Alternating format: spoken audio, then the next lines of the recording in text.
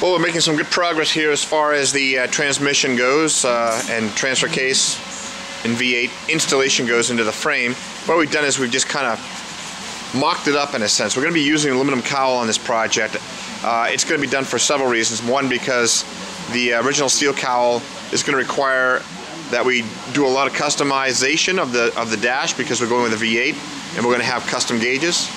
And it will just work well up to an aluminum body. So we have it mocked up, and we have the drive line sitting in here, and down in here we have a cross member, hard to see, and the cross member will have brackets that are welded like the factory does on a 1981, I think they start that, underneath here.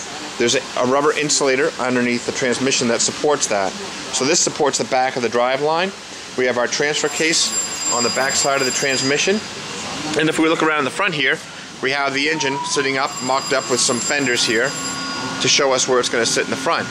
And then we have our brackets right here that are going to be welded to the frame.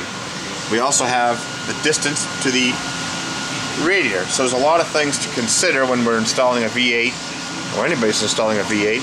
One of the last questions would be, how far is the engine off the firewall? These are all concerns. However, with this stock bell housing, as well as the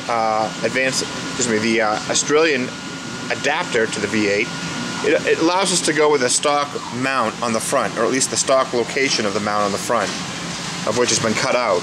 But we kind of know where that's going to be. So from here back, it's a stock position, and all these things set up the scenario where ultimately that sits in a stock location as well.